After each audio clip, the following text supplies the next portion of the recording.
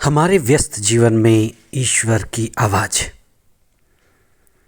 कई बार आपने ये कहावत सुनी होगी, मैं बलि का बकरा बन गया, मेरा परिवार बलि का बकरा बन गया,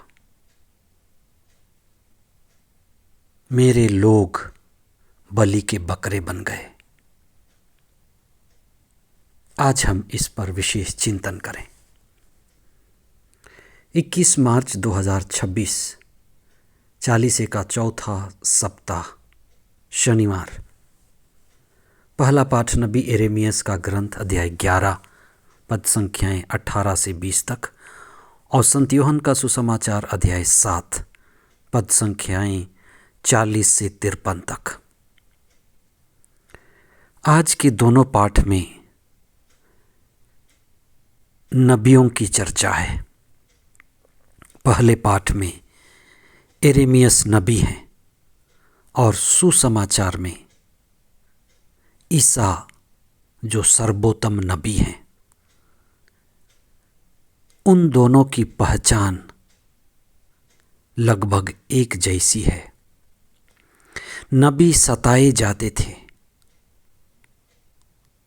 यिर्मयाह को और प्रभु ईसा को, दोनों को ही उस समय के लोग सता रहे थे और उनकी हालत मेमने की तरह थी। वह मेमना जो बलि का मेमना है, बलि का बकरा।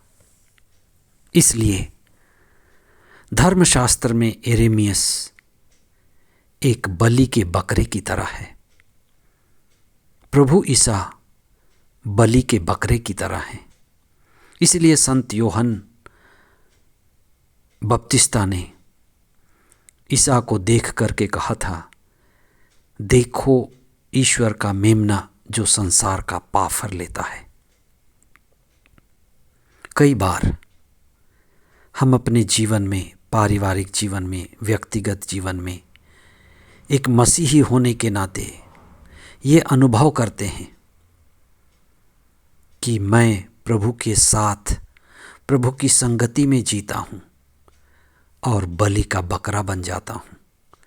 अपने ऑफिस में, काम के क्षेत्र में ईमानदारी और सच्चाई और अच्छाई से हम काम करना चाहते हैं, हम बलि के बकरे बन जाएं।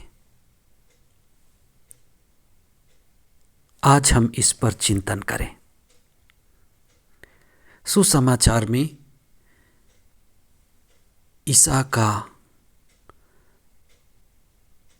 अपने लोगों के बीच जो पहचान थी, वह अलग अलग लोग उन्हें अलग अलग तरह से पहचानते थे। कोई उसे नबी कहते हैं तो कोई उसे मसीह कहते हैं। कुछ उनके पक्ष में हैं, अधिकांश उनके विपक्ष में हैं। यहाँ तक कि उस समय के अधिकारी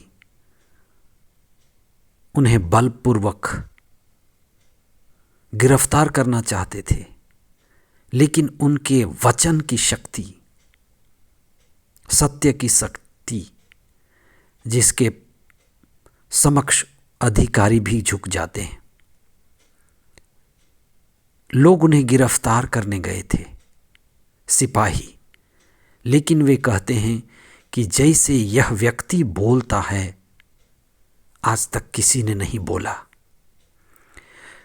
वे ईसा के वचन शक्ति को, प्रज्ञा शक्ति को, दिव्य शक्ति को समझ पाए, लेकिन नेता तो अंधे थे, नेता बहकावे में थे, नेता अहंकार में थे।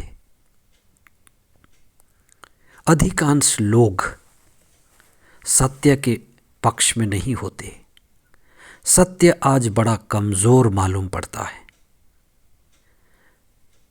कई बार आप ये अनुभव करेंगे कि आप सत्य के मार्ग पर हैं, सत्य के राह पर चल रहे हैं, पर आप अकेले पड़ जाते हैं। जैसे सत्य इतना कमज़ोर दिखाई दिया, एक ही व्यक्ति, ईसा के साथ खड़ा होने वाला एक ही व्यक्ति, 72 लोगों में जो सेनाड्रीन थे, धर्म सांसद के लोग थे, उनमें एक ही व्यक्ति बड़ा कमज़ोर, निकोदेमस, जो रात रात को छिप छिप कर ईसा के पास आता था, उनकी बातें सुनता था। सत्य के साथ बहुत कम लोग खड़े होते हैं। सत्य कमज़ोर पड़ जाता है। सत्य के पक्ष में लोग खड़े होने के लिए डरते हैं। और लोग ईसा से तिरस्कार करते थे। वे जानते थे कि ईसा नबी हैं, ईसा मसीह हैं, फिर भी वे कहते हैं कि गलीलिया में से मुक्तिदाता नहीं आने वाले, मुक्तिदाता आएंगे बेतलेहम से। वे जानते थे कि ईसा बेतलेहम से आए हैं, लेकिन वे सत्य को स्वीकार नहीं करना चाहते थे। जैसे नबियों के जीवन में चुनौती आई, समस्याएं आईं, उन्हें विरोध का सामना करना, सत्य के खिलाफ खड़ा होना पड़ा। आज आप देखें, घर घर में, भाई भाई के बीच कितना धोखाधड़ी है। कौन बलि का बकरा बन रहा है। और जब हम सताए जाते हैं, कष्ट झेलते हैं, तो हम क्या करते हैं।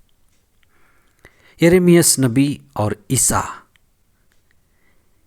ये दोनों ही आदर्श हैं जो ईश्वर पर भरोसा रखते हैं, ईश्वर की ओर नज़र दौड़ाते हैं, प्रार्थना करते हैं, स्वयं को समर्पित करते हैं और ईश्वर की मर्जी पूरी करते हैं। कठिन दौर, कठिन समय, बीमारी, गरीबी, दुश्मनी, मुकदमा, कई तरह की परेशानियों से आप गुजर सकते हैं।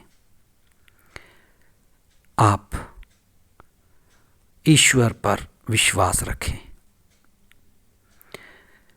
प्रार्थना में ईश्वर की ओर नज़र उठाएं, स्वयं को समर्पित करें और आत्मत्याग, आत्म बलिदान के साथ ईश्वर के साथ जुड़े रहें। भगवान के घर में देर है, अंधेर नहीं। सदा सत्य जीतेगा। आमीन।